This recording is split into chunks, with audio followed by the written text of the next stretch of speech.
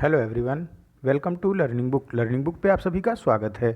Learning book के इस video में हम 7 और 8 दिसंबर 2020 से संबंधित करंट अफेयर के महत्वपूर्ण प्रश्नों को डिस्कस करेंगे। अपने क्वेश्चन के डिस्कशन की शुरुआत की जाए उससे पहले आप सभी से एक रिक्वेस्ट है कि लर्निंग बुक के सभी वीडियोस को अधिक से अधिक शेयर करके हमें अपना सपोर्ट दें। और जो नए व्यूअर्स चैनल से आज पहली बार जुड़ रहे हैं उनसे रिक्वेस्ट है वो चैनल को सब्सक्राइब करके बेल आइकॉन को प्रेस कर दें, जिससे जो भी नई वीडियोस चैनल पे अपलोड हो उसकी नोटिफिकेशन आप तक समय से पहुंच सके। आइए फिर शुरुआत करते हैं अपने आज के पहले प्रश्न के साथ। आज का पहला प्रश्न है, किस बैंक ने सशस्त्र सेना झंडा दिवस कोष में 10 करोड़ रुपए का योगदान करने का निर्णय लिया है? भारतीय स्टेट बैंक ने सशस्त्र सेना झंडा दिवस कोष में 10 करोड़ रुपए का योगदान करने का निर्णय लिया है। आप सभी जब स्कूल में पढ़ते रहे होगे तो देखते होगे कि आपको एक छोटा सा झंडा दिया जाता था और बोला जाता था कि इसे कुछ 10 रुपये, 5 रुपये, 2 रुपये, 1 रुपये लेके किसी को दे दिया करो। वही झंडा दिवस होता है सेना का, और ये प्रत्येक वर्ष 7 दिसंबर को मनाया जाता है। और उसी अवसर पर 10 करोड़ रुपए का योगदान देने का निर्णय लिया है भारतीय स्टेट बैंक ने। और इस 10 करोड़ रुपए से भारतीय स्टेट बैंक ने ये भी डिसाइड किया है कि जो डिपेंडेंट बालिकाएं हैं, जो डिपेंडेंट गर्ल्स हैं और उनके पिता का देहांत हो गया है और वो डिपेंडेंट रही हैं, तो उनको 1,000 रुपये पर मंथ का स्कॉलरशिप दिया जाएगा एसबीआई के इस 10 करोड़ रुपए से। और ऐसी बालिकाओं की संख्या कुल 8,333 है। तो 8,333 वो बालिकाएं जिनके फादर सेना में थे और वो वीरगति को प्राप्त हुए, तो उनको 1,000 रुपये प्रति माह एसबीआई की तरफ से स्कॉलरशिप दी जाएगी इस 10 करोड़ रुपए से। ऑप्शन ए यहाँ पे करेक्ट हो जाएगा। देखो, 3 सेना दिवस मनाया जाता है, एक भारतीय सेना दिवस, एक वायु सेना दिवस, एक नौसेना दिवस। जब भी भारतीय सेना दिवस की बात होती है यानी आर्मी डे की बात होती है तो थल सेना की बात होती है, और फिर एयरफोर्स की बात होती है तो वो वायुसेना, और नेवी यानी कि जो समुद्र पे तटों पर हमारी रक्षा करते हैं, समुद्र तटों पर हमारी रक्षा करते हैं। तो भारतीय सेना दिवस ये प्रत्येक वर्ष 15 जनवरी को मनाया जाता है, जबकि वायु सेना दिवस प्रत्येक वर्ष 8 अक्टूबर को मनाया जाता है, और नौसेना दिवस प्रत्येक वर्ष 4 दिसंबर को मनाया जाता है। 4 दिसंबर नौसेना दिवस, वायुसेना दिवस 8 अक्टूबर को, और भारतीय सेना दिवस ये 15 जनवरी को। लेकिन इसको कंफ्यूज नहीं करना है किसी को, किससे? सशस्त्र सेना झंडा दिवस से। सशस्त्र सेना झंडा दिवस प्रत्येक वर्ष 7 दिसंबर को मनाया जाता है। सेना से संबंधित कुल 4 दिवस मैंने आपको बताया। पहला, सशस्त्र सेना झंडा दिवस 7 दिसंबर को, भारतीय सेना दिवस यानी आर्मी डे 15 जनवरी को, और एयरफोर्स डे 8 अक्टूबर को, और नेवी डे 4 दिसंबर को। आइए बढ़ते हैं नेक्स्ट क्वेश्चन की तरफ। नेक्स्ट क्वेश्चन है, वैज्ञानिकों ने प्रकाश आधारित दुनिया का पहला क्वांटम कंप्यूटर बनाने का दावा किया है। ये कहाँ के वैज्ञानिक हैं? चाइना के वैज्ञानिकों ने दुनिया का पहला क्वांटम कंप्यूटर बनाने का दावा किया है। देखो, क्वांटम क्या है? क्वांटम फिजिक्स के लाइट टॉपिक से संबंधित एक वर्ड है। फिजिक्स में ऐसी परिकल्पना की गई है कि जो लाइट है वो बंडल के फॉर्म में चलती है, मतलब एक बंडल का नाम क्वांटम बोला जाता है उसे। तो यही क्वांटम कंप्यूटर, वहीं से इस शब्द को लिया गया है। तो अब जब क्वांटम कंप्यूटर होगा तो जाहिर सी बात है इसकी गति जो अभी की सुपर कंप्यूटर है उससे कहीं ज़्यादा तेज़ होगी, क्योंकि लाइट काफ़ी तेज़ चलता है। इसकी स्पीड वैक्यूम में 3 × 10⁸ मीटर पर सेकेंड होती है। तो इसीलिए इसका नाम क्वांटम कंप्यूटर रखा जा रहा है। और ये अगर लाइट क्वांटम कंप्यूटर है, क्वांटम कंप्यूटर बनाने का दावा किया जा रहा है, तो ये सुपर कंप्यूटर जो अभी सबसे तेज़ चलने वाले कंप्यूटर हैं उनसे भी तेज़ ये चलेगा। और रूस के वैज्ञानिकों ने ऐसा दावा किया है। ऑप्शन ए यहाँ पे करेक्ट हो जाएगा। देखो, अभी तक कुल 5 एग्ज़ाम में पूछे जाते हैं कि कौन सा जनरेशन का कंप्यूटर किस पर आधारित था। तो मैं इसको बोल रहा हूँ, आप इसको सुन लो और लिख के याद कर लो, क्योंकि ये कंप्यूटर सेक्शन में पूछा जाता है। ये जीके का जो कंप्यूटर सेक्शन होता है उसमें ये क्वेश्चंस पूछे जाते हैं। फर्स्ट जनरेशन कंप्यूटर ये वैक्यूम ट्यूब पर बेस्ड था। सेकंड जनरेशन कंप्यूटर ये ट्रांजिस्टर बेस्ड था। थर्ड जनरेशन कंप्यूटर ये इंटीग्रेटेड चिप बेस्ड था। फोर्थ जनरेशन कंप्यूटर ये माइक्रो प्रोसेसर बेस्ड है। और फिफ्थ जनरेशन कंप्यूटर ये आर्टिफिशियल इंटेलिजेंस बेस्ड कंप्यूटर है। और अभी जो नया कंप्यूटर बनाने का दावा किया जा रहा है चाइना के वैज्ञानिकों द्वारा, ये क्वांटम बेस्ड कंप्यूटर होगा, दुनिया का पहला। ऑप्शन ए यहाँ पे करेक्ट हो जाएगा। नेक्स्ट क्वेश्चन है, किस देश के स्वास्थ्य मंत्रालय ने अपने देश के सभी नागरिकों को फ्री कोरोना टीका के वैक्सीन देने की घोषणा करी है? फ्री कोरोना टीका देने की घोषणा की गई है फिनलैंड के गवर्नमेंट के द्वारा। फिनलैंड सरकार ने घोषणा की है कि कोरोना टीका आने के बाद वो अपने देश के प्रत्येक नागरिक को फ्री में टीका लगवाएगा। और फिनलैंड पूरे विश्व का सबसे खुशहाल देश भी पहले स्थान पर है। फिनलैंड खुशहाल देश का जो इंडेक्स आता है उसमें, और यहीं की सरकार ने ऐसी घोषणा की है कि ये पूरी एक एक पब्लिक को फ्री टीका लगवाएगी। और 100 करोड़ टीके फ्री में लगाए जाएंगे बांग्लादेश के नागरिकों को, ऐसी घोषणा की गई है बांग्लादेश की सरकार के द्वारा। और वो टीका खरीदा जाएगा सीरम इंस्टीट्यूट ऑफ इंडिया जो कि पूना में स्थित है उससे। और ये सारे टीके ऑक्सफोर्ड यूनिवर्सिटी का जो टीका बनाया जा रहा है वो अपने अंतिम फेज़ में है अपना। ऐसा माना जा रहा है कि वो काफ़ी हद तक सक्सेस टीका होगा और WHO भी उसे मान्यता दे देगा। तो उसके बाद की ही ये सारी व्यवस्था की जा रही है कि कोई एक एथेंटिक टीका कहीं भी किसी देश से वो बन जाए, फिर लोग इसको अप्लाई करेंगे। अभी तक क्या है कि रशिया ने स्पुतनिक वी नाम से एक टीका तो लॉन्च करा है, लेकिन WHO ने उसे मान्यता नहीं दी है, जबकि रशियन गवर्नमेंट उसे अपने वहाँ के पब्लिक को वैक्सीनेशन कराया जा रहा है स्पुतनिक वी से ही, और वो काफ़ी हद तक सक्सेस भी है। और इंडिया भी स्पुतनिक वी का ट्रायल कर रहा है कानपुर के मेडिकल कॉलेज में। और अगर इंडिया में भी वो सक्सेस होता है तो इंडियन गवर्नमेंट भी स्पुतनिक वी से वैक्सीनेशन की शुरुआत कर देगी अपने वहाँ के पब्लिक के लिए। और फिनलैंड ने सभी नागरिकों के लिए फ्री कोरोना टीका की घोषणा की है, जबकि बांग्लादेश सरकार ने 100 करोड़ नागरिकों के लिए फ्री कोरोना टीका की घोषणा की है। नेक्स्ट क्वेश्चन है, शाखिर ग्रांड प्रिक्स जो कि बहरीन देश में होता है, फार्मूला 2 रेस जीतने वाले पहले भारतीय ड्राइवर निम्न में से कौन बन गए हैं? देखो, जेहान दारूवाला जो हैं ये फार्मूला 2 रेस जीतने वाले पहले भारतीय ड्राइवर बन गए हैं। देखो, अभी तक जो बातें मैं क्वेश्चन में कराता था उसमें ज़्यादातर बातें होती थी फार्मूला 1 रेस की। क्या फ़र्क होता है फार्मूला 1 रेस और फार्मूला 2 रेस में? देखो, फार्मूला 1 रेस का जो गाड़ी होती है, जो कार होती है, जो उसका इंजन होता है वो ज़्यादा पावर का होता है, जबकि फार्मूला 2 रेस का जो इंजन होता है वो उससे कम पावर का होता है। जैसे देखो, वेट लिफ्टिंग में होता है 100 kg की वेट लिफ्टिंग, 75 kg की वेट लिफ्टिंग और फिर 50 kg की वेट लिफ्टिंग। उसी तरीके से फार्मूला 1, फार्मूला 2 और फार्मूला 3 रेस भी होती है। तो जिस रेसिंग कार का इंजन सबसे ज़्यादा हाई पावर का होता है वो फार्मूला 1 रेस करते हैं। फिर उससे कम पावर के इंजन का एक लिमिट होती है, उस लिमिट से फार्मूला 2 होता है, और फिर जो सबसे कम पावर की इंजन होती है वो फार्मूला 3 रेस में जाती है। और 1000 हार्स पावर तक माना जाता है कि ये फार्मूला 1 रेस के लिए है, 800 हार्स पावर तक माना जाता है ये फार्मूला 2 रेस के लिए है। और जेहान दारूवाल पहले ऐसे इंडियन ड्राइवर बन गए हैं जिन्होंने फार्मूला 2 रेस जीता है, और वो बहरीन में हो रहा था जिसका नाम था शाखिर ग्रांड प्रिक्स। ऑप्शन ए यहाँ पे करेक्ट हो जाएगा। नेक्स्ट क्वेश्चन है, भारत के किस राज्य में देश का पहला टायर पार्क स्थापित किया जाएगा? देश का पहला टायर पार्क स्थापित किया जाएगा पश्चिम बंगाल में। क्या है ये टायर पार्क? देखो, आपने रोड में कई बार देखा होगा कि पूरा टायरों का जखीरा लगा होता है, मतलब हज़ारों टायर ऐसे फेंके पड़े होते हैं और कोई उनका इस्तेमाल नहीं होता है। तो पश्चिम बंगाल गवर्नमेंट ने ऐसा निर्णय लिया है कि वो इन टायरों से पार्क का निर्माण करेगी। पार्क का निर्माण यानी उस टायर में सब कुछ उस पार्क में सब कुछ टायर से ही बना हुआ होगा।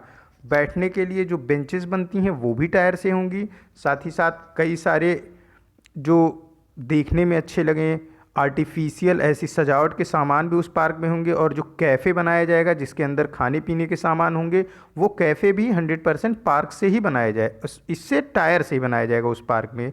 तो यही होगा देश का पहला टायर पार्क जो कि वेस्ट बंगाल में स्थापित किया जाएगा। और देश का पहला बम्बू पार्क कहाँ स्थापित किया गया? देश का पहला बम्बू पार्क स्थापित किया गया है काजीरंगा नेशनल पार्क के अंदर। काजीरंगा नेशनल पार्क कहाँ पे है? ये स्थित है असम का एक डिस्ट्रिक्ट है नागौन डिस्ट्रिक्ट, वहाँ पे स्थित है काजीरंगा नेशनल पार्क। और काजीरंगा नेशनल पार्क के अंदर देश का पहला बम्बू पार्क स्थापित किया गया, यानी बांस का पार्क, जहाँ पे जो बम्बू है उनको उगाया जाएगा और इसका कॉमर्शियल यूज़ करा जाएगा। और काजीरंगा नेशनल पार्क फेमस क्यों है? वन हॉर्न राइनोसिरोस यहाँ पर पाए जाते हैं, इसलिए काजीरंगा नेशनल पार्क फेमस है। देश का पहला सी प्लेन सर्विस, इसका भी हाल ही में प्रधानमंत्री नरेंद्र मोदी जी ने उद्घाटन किया था। ये कहाँ पे है? ये एक गुजरात के अहमदाबाद में है। सी प्लेन सर्विस देश की पहली खोली गई है गुजरात के अहमदाबाद में, और जो कि केवेडिया से साबरमती रिवर फ्रंट के बीच अपनी उड़ान को भरेगी। सी प्लेन सर्विस मीन्स की जो इसके रनअप के लिए कोई रोड नहीं चाहिए होती है, ये पानी पे ही अपना रनअप बना लेती है, जल सतह पे ही इसका रनअप होता है सी प्लेन सर्विस का। और भारत में पहली बार सी प्लेन सर्विस का उद्घाटन किया गया गुजरात के अहमदाबाद में। तो 3 चीज़ें मैंने आपको बताई, देश का पहला टायर पार्क पश्चिम बंगाल, देश का पहला सी प्लेन सर्विस गुजरात के अहमदाबाद में, देश का पहला bamboo park Kaziranga national park के अंदर। काजीरंगा नेशनल पार्क है नागौन डिस्ट्रिक्ट है आसाम का, वहाँ पे। नेक्स्ट क्वेश्चन है, राष्ट्रीय अंगदान दिवस समारोह के अवसर पर देश का पहला ऑर्गन डोनर मेमोरियल का उद्घाटन कहाँ किया गया? ऑर्गन डोनर मेमोरियल का उद्घाटन किया गया राजस्थान में, और इसका उद्घाटन किया राजस्थान के मुख्यमंत्री अशोक गहलोत ने। क्या है ये ऑर्गन डोनर मेमोरियल? देखो, कई सारे लोग होते हैं जो अपनी बॉडी को डोनेट कर देते हैं मेडिकल कॉलेजेस को, जिससे लोग उस पर रिसर्च करते हैं। मतलब डेथ के बाद बॉडी जलाई जाती है और या फिर दफनाई जाती है। तो क्या होता है, कई सारे लोग ऐसे होते हैं कि वो अपनी बॉडी को डोनेट कर देते हैं, यानी ना उनकी बॉडी को जलाया जाए ना ही दफनाया जाए, और वो फिर उनकी बॉडी पर रिसर्च होता है, जिससे आने वाला समय में कई सारे ह्यूमन वेलफेयर के काम हो जाते हैं, कई सारी दवाएं मिल जाती हैं, कई सारे और ऑर्गन पार्ट जो होते हैं उसका यूज़ कर लिया जाता है दूसरे के ऑर्गन में। तो जो लोग अपने अंग को दान कर रहे हैं, मतलब अपना कोई भी बॉडी पार्ट को डोनेट कर रहे हैं, उनके लिए ऑर्गन डोनर मेमोरियल बनाया जाएगा और उनके नाम को वहाँ पे लिखा जाएगा, जिससे आने वाली पीढ़ियाँ ये जान सकें कि इन लोगों ने अपने बॉडी को, अपने ऑर्गन को डोनेट किया था ह्यूमन वेलफेयर के लिए। और कौन कौन से पार्ट होते हैं जिन्हें डोनेट करा जा सकता है? देखो, मैक्सिमम पार्ट डोनेट होते हैं। लीवर का कुछ पार्ट डोनेट हो जाता है, क्योंकि लीवर के अंदर रीजनरेशन पावर होती है। किडनी डोनेट तो सभी ने सुना होगा। लंग्स डोनेट भी किया जाता है। हार्ट डोनेट भी होता है, हार्ट का जो वाल्व होता है उसे भी डोनेट किया जाता है। पैनक्रियाज डोनेशन भी होता है। इंटेस्टाइन डोनेशन होता है। स्किन को डोनेट कर सकते हैं, बोन मैरो को डोनेट कर सकते हैं।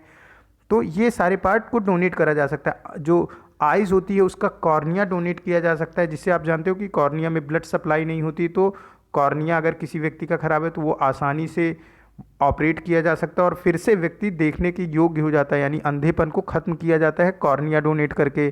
तो इस तरीके से जो लोग भी अपने बॉडी पार्ट को डोनेट करेंगे उनके नाम को ऑर्गन डोनर मेमोरियल में लिखा उठेगा और वो आने वाली पीढ़ियाँ उनके नाम को जान सकेंगी। इसी उद्देश्य से राजस्थान सरकार ने ऑर्गन डोनर मेमोरियल का उद्घाटन किया है। ऑप्शन डी ये करेक्ट हो जाएगा। और प्रत्येक वर्ष 27 नवंबर को राष्ट्रीय अंगदान दिवस मनाया जाता है हमारे भारतवर्ष में। नेक्स्ट क्वेश्चन है, institute of Electrical and Electronics Engineers द्वारा माइलस्टोन का दर्जा मिलने वाला भारतीय वेधशाला का नाम बताइए। देखो, institute of Electrical and Electronics engineers ये एक रेपुटेटेड इंस्टीट्यूट है जो कि न्यूयॉर्क में स्थित है, और ये एक स्टेटस सिंबल हो जाता है कि अगर किसी को institute of electronics and electrical engineers द्वारा माइलस्टोन का स्टेटस दे दिया जाता है तो वो एक स्टेटस हो जाता है कि ये काफ़ी अच्छी टेक्नोलॉजी से संबंधित है ये संस्थान, या काफ़ी अच्छा ये चीज़, ये टेक्नोलॉजी के क्षेत्र में काफ़ी अच्छी चीज़ें ये डिस्कवर करी गई हैं। तो हमारे देश के Giant Metrewave Radio Telescope को IEEE यानी कि Institute of Electrical and Electronics Engineers द्वारा माइलस्टोन का स्टेटस दिया गया है, और ये एक प्रेस्टिजियस स्टेटस होता है। जिस भी संस्थान को या फिर जिस भी उपकरण को ये स्टेटस मिलता है वो मतलब पूरा वर्ल्ड इस चीज़ को जान जाता है कि इसे IEEE द्वारा माइलस्टोन का स्टेटस दिया गया है। तो Giant Metrewave Radio Telescope जो कि महाराष्ट्र की वेधशाला में रखा है, उसको IEEE का माइलस्टोन का स्टेटस दिया गया। ऑप्शन सी यहाँ पे करेक्ट हो जाएगा। इससे पहले सिर्फ और सिर्फ भारत में 2 खोज को माइलस्टोन का दर्जा दिया गया है IEEE के द्वारा। देखो, एक तो सर जेसी बोस ने इलेक्ट्रोमैग्नेटिक वेव पे जो काम किया था उसे माइलस्टोन का दर्जा दिया गया था IEEE के द्वारा, और साथ ही साथ जो नोबेल प्राइज़ विजेता CV रमन है उनके द्वारा स्कैटरिंग ऑफ लाइट पे काम किया गया था, और इसे भी माइलस्टोन का स्टेटस दिया गया था IEEE के द्वारा। और IEEE ये न्यूयॉर्क में स्थित है। और जैसा माना जाता है कि अगर IEEE का दर्जा दिया गया तो ये टेक्नोलॉजी में एक अचीवमेंट है, इसीलिए IEEE का स्टेटस दिया जाता है, माइलस्टोन स्टेटस दिया जाता है। और टेक्नोलॉजी अचीवमेंट में भारत के लिए सिर्फ अभी तक 3 बार ही दिया गया, और latest time Giant Metrewave Radio Telescope को ये स्टेटस दिया गया माइलस्टोन का। ऑप्शन सी करेक्ट हो जाएगा। नेक्स्ट क्वेश्चन है, प्रधानमंत्री नरेंद्र मोदी ने वस्तुतः मोनोक्रिस्टलाइन सोलर फोटोवोल्टिक पैनल और centre of the excellence on water technology का शिलान्यास कहाँ किया? इसका शिलान्यास किया गया है गुजरात में। ऑप्शन डी करेक्ट हो जाएगा। किस किस चीज़ का? मोनोक्रिस्टलाइन सोलर पैनल और centre of excellent on water technology का शिलान्यास गुजरात में किया गया हमारे देश के प्रधानमंत्री नरेंद्र मोदी जी के द्वारा। क्या है ये मोनोक्रिस्टलाइन सोलर पैनल? देखो, सोलर पैनल तो कई सारे हो गए, उसी में एक कैटेगरी होती है मोनोक्रिस्टलाइन सोलर पैनल की, और ये कैटेगरी मतलब ये सबसे अच्छी कैटेगरी मानी जाती है सोलर पैनल की। क्यों? क्योंकि इसके पास हायर इफ़िशियंसी होती है टू कन्वर्ट सोलर एनर्जी को कन्वर्ट करने में, इलेक्ट्रिकल एनर्जी में कन्वर्ट किया जाता है सोलर एनर्जी को, आपको पता होगा। तो सोलर एनर्जी को इलेक्ट्रिकल एनर्जी में कन्वर्ट करने के लिए मोनोक्रिस्टलाइन सोलर पैनल सबसे अधिक इफ़िशियंट होता है। देखो, मतलब इसका ये हुआ कि जितनी धूप आ रही है उसका अगर 50% कोई है जो सोलर पैनल जो 50% तक कन्वर्ट कर रहा है इलेक्ट्रिकल एनर्जी में, कोई सोलर पैनल 70% तक कर रहा है कन्वर्ट, कोई 80% तक कर रहा है, तो जो मैक्सिमम कन्वर्जन होता है वो मोनोक्रिस्टलाइन सोलर पैनल के द्वारा होता है। यानी ये एकदम उच्च क्वालिटी का सोलर पैनल होता है जिसकी efficiency to convert solar energy into electrical energy higher होती है। यही होता है मोनोक्रिस्टलाइन सोलर पैनल, और इसका उद्घाटन किया गया हमारे देश के प्रधानमंत्री नरेंद्र मोदी जी के द्वारा गुजरात में। ऑप्शन डी यहाँ पे करेक्ट हो जाएगा। नेक्स्ट क्वेश्चन है, हॉर्नबिल त्यौहार 2020 को किस राज्य में पहली बार महामारी के कारण वर्चुअल रूप में मनाया गया? देखो, हॉर्नबिल त्यौहार ये नागालैंड का है, और अभी कोविड-19 पैंडमिक कोविड-19 महामारी की वजह से इसे वर्चुअल तरीके से मनाया गया। तो ऑप्शन डी करेक्ट हो जाएगा। और ये हॉर्नबिल त्यौहार जो होता है ये म्यूज़िकल फेस्टिवल है नागालैंड का, और 1 दिसंबर से लेकर 10 दिसंबर तक ये त्यौहार नागालैंड में 10 दिनों तक मनाया जाता है, और सबसे फेमस त्यौहार है नागालैंड का ये। तो हॉर्नबिल त्यौहार नागालैंड से संबंधित है, लेकिन इसको हम कंफ्यूज नहीं करेंगे। पक्के पागा हॉर्नबिल, देखो हॉर्नबिल तो है नागालैंड का, लेकिन पक्के पागा हॉर्नबिल ये अरुणाचल प्रदेश का स्टेट फेस्टिवल है, अरुणाचल प्रदेश का राज्य त्यौहार है। कौन सा? पक्के पागा हॉर्नबिल। हॉर्नबिल त्यौहार है नागालैंड का, पक्के पागा हॉर्नबिल त्यौहार है अरुणाचल प्रदेश का। अभी कुछ दिनों पहले ही मैंने आपको एक क्वेश्चन कराया था, चेरी ब्लॉसम महोत्सव ये मनाया जाता है मेघालय में, और कुछ बिहू महोत्सव ये मनाया जाता है असम में, और गारिया पूजा होती है ये त्रिपुरा में होती है। गारिया पूजा में हार्वेस्ट फेस्टिवल है ये त्रिपुरा का। तो यहाँ मैंने आपको कितनी चीज़ें बताया, हॉर्नबिल ये नागालैंड का है, पक्के पागा हॉर्नबिल ये अरुणाचल प्रदेश का स्टेट फेस्टिवल है, चेरी ब्लॉसम महोत्सव मैंने कराया है ये मेघालय का है, गारिया पूजा ये त्रिपुरा में होता है, और हार्वेस्ट फेस्टिवल है, और बिहू ये असम से संबंधित त्यौहार है। और इसको वर्चुअल रूप में मनाया गया क्योंकि अभी कोविड-19 की वजह से गैदरिंग पे रोक है हर एक स्टेट में भारत के। नेक्स्ट क्वेश्चन है, किसानों को प्रशिक्षित करने के लिए किस पहल की शुरुआत की गई है? देखो, किसानों को प्रशिक्षित करने के लिए शाहकार प्रज्ञा पहल की शुरुआत की गई है। ऑप्शन ए करेक्ट हो जाएगा। शाहकार प्रज्ञा पहल को लॉन्च किया हमारे देश के कृषि मंत्री नरेंद्र सिंह तोमर ने, और नरेंद्र सिंह तोमर हमारे देश के कृषि मंत्री हैं। साथ ही साथ ये खाद्य प्रसंस्करण और उद्योग मंत्री हैं। हरसिमरत कौर बादल इसके पहले खाद्य प्रसंस्करण और उद्योग मंत्री थी, लेकिन उन्होंने अपने पद से इस्तीफा दे दिया। उसके बाद से नरेंद्र सिंह तोमर जो कि किसान कल्याण मंत्री थे, जो कि कृषि मंत्री थे, उनको एक अतिरिक्त मंत्रालय का प्रभार दिया गया जो कि है खाद्य प्रसंस्करण उद्योग मंत्रालय। सहकार प्रज्ञा ये शुरू किया गया है नेशनल कोऑपरेटिव डेवलपमेंट कॉरपोरेशन द्वारा, मतलब कि सहकार प्रज्ञा NCDC की पहल है और इसको लॉन्च किया नरेंद्र सिंह तोमर ने। इसके अंतर्गत कुल नए 45 तरीके के प्रशिक्षण दिए जाएंगे किसानों को, जिससे उनकी उपज बढ़े और आधुनिक तरीके से वैज्ञानिक विधि से वो खेती कर सकें। सहकार प्रज्ञा ऑप्शन ए इसका करेक्ट हो जाएगा।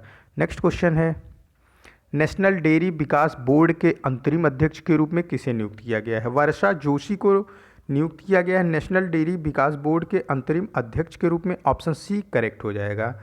और NDDB का जो हेडक्वार्टर है वो आनंद गुजरात में स्थित है।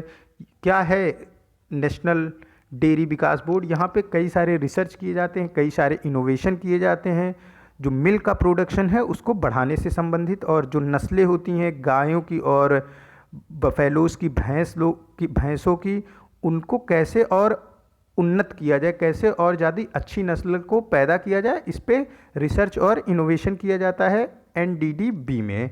देखो, और वाइट रेवोल्यूशन आप सभी ने सुना होगा, वाइट रेवोल्यूशन संबंधित है मिल्क प्रोडक्शन से, और ग्रीन रेवोल्यूशन ये एग्रीकल्चर से रिलेटेड था, और ब्लू रेवोल्यूशन ये मछली पालन से संबंधित है। यहाँ पे ऑप्शन सी करेक्ट हो जाएगा। नेक्स्ट क्वेश्चन है, केंद्र सरकार ने नए संसद भवन के निर्माण की देखरेख के लिए एक समिति का गठन किया है। समिति में कुल कितने सदस्य हैं? देखो, इस समिति में कुल 5 सदस्य हैं, और इन 5 सदस्य में CPWD मतलब कि PWD आप सभी जानते होंगे, और उसी तरीके से सेंट्रल गवर्नमेंट का जो CPWD है उसके सचिव, और ministry of housing and urban affair के सचिव, ये दोनों तो इसमें हैं ही हैं। साथ ही साथ टाटा प्रोजेक्ट के मेंबर्स भी इसमें शामिल हैं, और इनका काम होगा कि ये पूरी तरीके से जो डिज़ाइन है उस पर ये हमारा नया संसद भवन बने, और इसकी जो क्वालिटी हो, जो मटेरियल लगाया जाए वो उच्च क्वालिटी का हो। इसीलिए ये 5 सदस्यीय समिति का गठन किया गया है। और इसके गठन के लिए जो हमारे चेयरमैन हैं, उन्होंने, जो पार्लियामेंट के चेयरमैन हैं ओम बिरला जी ने ही लोगों से आग्रह किया था कि एक कुछ व्यक्तियों की, कुछ पार्लियामेंट मेंबर्स की कमेटी बनाई जाए जो इसकी देख रेख करें बनाने के दौरान। तो हम देखो इसमें अभी चर्चा करते हैं कि जो नया संसद भवन है और जो पुराना संसद भवन है, दोनों से संबंधित कुछ प्रश्नों पर ध्यान दे लेते हैं। देखो, नए संसद भवन का फाउंडेशन स्टोन को रखा गया कब? अभी हाल ही में हमारे देश के प्रधानमंत्री नरेंद्र मोदी जी के द्वारा। तो इसमें ये कब तक पूरा होगा? ये 2022 तक पूरा होगा, और 971 करोड़ रुपए की लागत से इसे बनाया जा रहा है। और कौन सी कंपनी इसे बना रही है? इसे बना रही है टाटा प्रोजेक्ट। अभी जो संसद भवन था इसमें क्या ऐसी कमी आई कि नया बनाने की ज़रूरत पड़ी? देखो, अभी के संसद भवन में कई सारी कमियां समय के साथ दिखने लगी। एक तो वायरिंग संबंधी कमी आ गई थी, फिर उसके अलावा जितने मेंबर ऑफ पार्लियामेंट हैं सभी के बैठने के लिए प्रॉपर चैम्बर नहीं थे।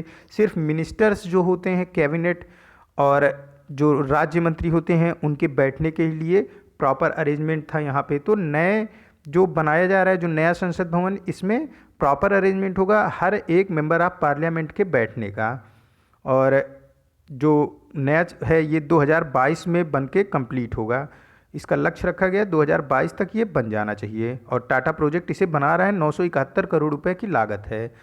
जो नया बन रहा है इसमें कुल 888 MPs के बैठने की लिए चैम्बर बनाया जा रहा है, जबकि अभी प्रेजेंट टाइम में हमारे देश में कुल 545 MP हैं। तो मतलब फ्यूचर को देखते हुए कि MP की संख्या घट बढ़ सकती है, क्योंकि गवर्नमेंट, जो सेंट्रल गवर्नमेंट है, वो इसकी संख्या को, मेंबर ऑफ पार्लियामेंट की संख्या को, अगर लोकसभा के सीट को बढ़ा देती है तो बढ़ जाता है, और घटा देती है तो घट जाता है। तो घटाने की संभावना तो कम ही होती है। एक बार जब कोई लोकसभा सीट अनाउंस हो जाती है तो वो हमेशा के लिए लोकसभा सीट बन जाती है। फिर कभी कभी ऐसा होता है कि कई लोकसभा क्षेत्र को छोटा करके उससे दो दो क्षेत्र बना दिए जाते हैं। तो इन सबको ध्यान में देखते हुए कुल 888 एमपी के बैठने की प्रॉपर व्यवस्था के साथ बनाया जा रहा है नया संसद भवन, जबकि टोटल एमपी हैं अभी तक हमारे देश में 545, और जो राज्यसभा के एमपी हैं वो अभी 245 हैं, लेकिन राज्यसभा के एमपी के लिए जो चैम्बर बनाया जा रहा है वो 384 एमपी होंगे। मतलब कि जो नया संसद भवन है उसमें लोकसभा के एमपीज़ के लिए 888 एमपी के बैठने के लिए प्रॉपर चैम्बर और राज्यसभा के 384 एमपी के बैठने के लिए प्रॉपर चैम्बर बनाया जा रहा है इस नए संसद भवन में। नए संसद भवन का जो शेप होगा वो ट्रायंगुलर शेप होगा।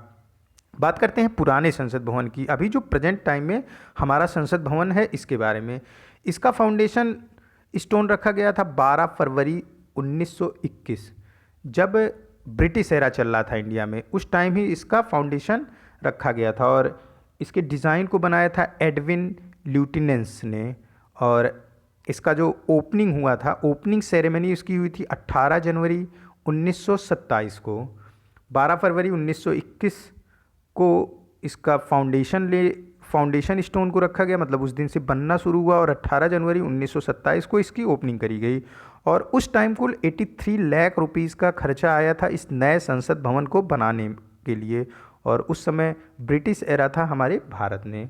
अब नया संसद भवन ये 2022 में हमारा संसद भवन नए संसद भवन में शिफ्ट हो जाएगा। नेक्स्ट क्वेश्चन है, संयुक्त राज्य अमेरिका वायु गुणवत्ता सूचकांक द्वारा जारी किए गए वायु प्रदूषण डेटा के अनुसार किस शहर को दुनिया का सबसे प्रदूषित शहर का दर्जा दिया गया है? सबसे प्रदूषित शहर का दर्जा दिया गया है पाकिस्तान के लाहौर को। ऑप्शन ए करेक्ट हो जाएगा। और सबसे प्रदूषित शहर में दूसरा स्थान है हमारे देश की राजधानी नई दिल्ली का, और तीसरा स्थान है नेपाल की राजधानी काठमांडू का। देखो, दूसरा स्थान भारत की राजधानी नई दिल्ली का, तीसरा स्थान नेपाल की राजधानी काठमांडू का, लेकिन पहला स्थान जो है वो पाकिस्तान की राजधानी इस्लामाबाद का नहीं है, ये पाकिस्तान का एक शहर है लाहौर, वहाँ का है। पाकिस्तान की राजधानी इस्लामाबाद है और पाकिस्तान का एक शहर है लाहौर, वहाँ पूरे विश्व का सबसे ज़्यादा प्रदूषित शहर का दर्जा उसे दिया गया है संयुक्त राज्य अमेरिका की वायु गुणवत्ता सूचकांक के द्वारा। ऑप्शन ए यहाँ पे करेक्ट हो जाएगा। और दूसरा स्थान है हमारे भारत की राजधानी नई दिल्ली का। नेक्स्ट क्वेश्चन है, ग्लोबल करप्शन बैरोमीटर एशिया 2020 नामक रिपोर्ट के अनुसार सार्वजनिक सेवाओं का उपयोग करने के लिए रिश्वतखोरी में कौन सा देश एशिया का शीर्ष देश है? एशिया का शीर्ष देश है हमारा प्यारा भारतवर्ष। भारतवर्ष में करप्शन सबसे ज़्यादा है, मतलब आप किसी भी डिपार्टमेंट में जाओ काम कराने तो वहाँ लोग आपसे पैसे लेते हैं किसी भी काम को करने के लिए, जबकि उनको सरकार के द्वारा लगातार पैसे दिए जाते हैं सैलरी के रूप में हर महीने। उसी काम का पैसा सरकार से भी लेते हैं और सेम काम करने के लिए आपसे ये गलत तरीके से पैसा लेते हैं, और यही करप्शन के लिए जिम्मेदार होता है। और करप्शन बैरोमीटर में एशिया का सबसे करप्ट देश है भारतवर्ष। ऑप्शन सी करेक्ट हो जाएगा। इसको जारी करता है ट्रांसपेरेंसी इंटरनेशनल एक संस्थान है और उसी के द्वारा ये रिपोर्ट जारी करी जाती है। देखो, अभी जो रिपोर्ट जारी की गई ये ग्लोबल करप्शन बैरोमीटर एशिया 2020 नाम से है, यानी एशिया के देशों को इसमें देखा गया है। तो इसमें तो भारत पहले स्थान पे, लेकिन ट्रांसपेरेंसी इंटरनेशनल ने जनवरी 2020 में एक और रिपोर्ट जारी की थी जिसमें पूरे विश्व की बात की गई थी कि सबसे ज़्यादा करप्ट देश कौन सा है पूरे विश्व में। उसमें भारत का स्थान 180 देशों में 80 था, मतलब कि 180 देश लिए गए थे उसमें, और 80वें स्थान पे 80 रैंक थी भारत की पूरे वर्ल्ड में करप्शन में। और ये बहुत ही ख़राब स्थिति है हमारे देश की करप्शन के अंदर। ऑप्शन सी यहाँ पे करेक्ट हो जाएगा। नेक्स्ट क्वेश्चन है, विश्व स्वास्थ्य संगठन द्वारा जारी विश्व मलेरिया रिपोर्ट 2020 के अनुसार दक्षिण पूर्व एशिया के मलेरिया मामलों में किस देश ने 2000 में 20 मिलियन से घटकर 2019 में लगभग 5.6 मिलियन मलेरिया बीमारी में सबसे बड़ी कमी दर्ज की है? देखो, WHO ने एक रिपोर्ट जारी की, विश्व मलेरिया रिपोर्ट 2020 शीर्षक से। इसमें उन्होंने बताया कि भारत एक ऐसा देश है जिसमें सन 2000 में 20 मिलियन मलेरिया की केसेस दर्ज किए गए थे, जबकि 2019 में ये केसेस 20 मिलियन से घटकर 5.6 मिलियन रह गए मलेरिया के भारत में। यानी ये बहुत बड़ी कमी दर्ज की गई और ये पूरे विश्व में सबसे बड़ी कमी दर्ज की गई है मलेरिया के केसेस में। ये है भारत के लिए। भारत ने जो भारत की सरकार है, सेंट्रल गवर्नमेंट है, उसने एक अपने लिए लक्ष्य भी रखा है कि 2030 तक भारत को पूर्णतः मलेरिया मुक्त करने का। तो ऑप्शन ए यहाँ पे करेक्ट हो जाएगा कि मलेरिया बीमारी में सबसे ज़्यादा कमी दर्ज की गई है भारत में। और भारत मलेरिया से मुक्त होने का जो लक्ष्य रखा गया है भारत सरकार द्वारा वो 2030 है, जबकि जो ट्यूबरकुलोसिस है उससे मुक्त होने का जो लक्ष्य है भारत सरकार का वो है 2025। यहाँ पे ऑप्शन ए करेक्ट हो जाएगा। नेक्स्ट क्वेश्चन है, गुरु नानक जयंती के अवसर पर पीएम मोदी और सिख के साथ उनकी सरकार के विशेष संबंध नामक पुस्तक को किसने जारी किया? देखो, गुरु नानक देव जी की जयंती मनाई जाती है प्रत्येक वर्ष कार्तिक मास की पूर्णिमा तिथि को, और इस वर्ष ये मनाई गई 30 नवंबर को। इस अवसर पर प्रकाश जावड़ेकर और हरदीप सिंह पुरी ने एक पुस्तक लॉन्च की जिसका शीर्षक है प्रधानमंत्री मोदी और सिखों के साथ उनकी सरकार के विशेष संबंध। इसी नाम से ये पुस्तक को जारी किया गया, यानी कि ऑप्शन पहला और दूसरा करेक्ट हो जाएगा। ये गुरु नानक जी की 191वीं जयंती थी और इसे प्रकाश वर्ष बोलते हैं। तो ये 551st प्रकाश वर्ष था गुरु नानक देव जी का, मतलब कि 591वां प्रकाश वर्ष इस वर्ष मनाया गया 2020 में। गुरु नानक जी ये सिखों के पहले गुरु हैं और सिखों के आखिरी गुरु जो माने जाते हैं। अगर माना जाए तो 10वें गुरु ह्यूमन रूप में जो थे वो गुरु गोविंद सिंह जी थे, जबकि उसके बाद से गुरु साहिब ग्रंथ को सिखों का गुरु माना जाता है। इन्हें आप 11वां गुरु भी बोल सकते हो। गुरु साहिब ग्रंथ को, जो एक पुस्तक होती है सिखों की, उसे 11वां गुरु माना जाता है सिखों का। तो अभी ये ऑप्शन यहाँ पे डी करेक्ट हो जाएगा। नेक्स्ट क्वेश्चन है, Shanghai corporation organisation council of heads and government Bharat की अध्यक्षता में आयोजित भारत की पहली शिखर स्तरीय बैठक की 19वीं बैठक की अध्यक्षता आभासी रूप से किसने की? देखो, शंघाई कॉरपोरेशन HCO ये एक ऑर्गेनाइजेशन है जिसमें कुल 8 देश हैं, China, India, Kazakhstan, Kyrgyzstan, Pakistan, Russia, Tajikistan और उज्बेकिस्तान। ये 8 कंट्री शंघाई कॉरपोरेशन ऑर्गेनाइजेशन के मेंबर हैं। और शंघाई कॉरपोरेशन ऑर्गेनाइजेशन का जो हेडक्वार्टर है वो बीजिंग चाइना में है, ना कि शंघाई चाइना में है। तो इसे ध्यान में रखना है, बीजिंग चाइना में स्थित है शंघाई कॉरपोरेशन ऑर्गेनाइजेशन का हेडक्वार्टर। और इस वर्ष सन 2020 में शंघाई कॉरपोरेशन ऑर्गेनाइजेशन का चेयरमैनशिप था हमारे देश भारत के पास। और इसका जो पहला शिखर स्तरीय बैठक हुई ये वर्चुअल हुई कोविड-19 पैंडमिक की वजह से, और हमारे देश के उपराष्ट्रपति वेंकैया नायडू ने इसकी अध्यक्षता की। ऑप्शन सी यहाँ पे करेक्ट हो जाएगा। और अगले वर्ष 2021 में HCO का जो चेयरमैनशिप होगा वो तजाकिस्तान के पास होगा। तो 2020 में भारत के पास है HCO का शंघाई कॉरपोरेशन ऑर्गेनाइजेशन का चेयरमैनशिप, और ये रोटेशनल प्रणाली के तहत अगले वर्ष 2021 में तजाकिस्तान के पास होगा। ब्रिक्स ये भी एक ब्राज़ील, रशिया, इंडिया, चाइना और साउथ अफ्रीका का एक ऑर्गेनाइजेशन है इन देशों का। इसका जो इस वर्ष का चेयरमैनशिप है ये रशिया के पास है, और ब्रिक्स का नेक्स्ट वर्ष का जो चेयरमैनशिप होगा वो इंडिया के पास होगा। G20 का जो इस वर्ष का चेयरमैनशिप है यानी 2020 की चेयरमैनशिप G20 की साउथ अरेबिया के पास है। 2021 में G20 की चेयरमैनशिप इटली के पास होगी। 2022 में G20 की चेयरमैनशिप इंडोनेशिया के पास होगी, और 2023 में G20 की चेयरमैनशिप हमारे भारतवर्ष के पास होगी 2023 की। ये आज का लास्ट क्वेश्चन था। मिलते हैं नए करंट अफेयर के साथ नेक्स्ट वीडियो में। Keep study on learning book. Thank you for watching this.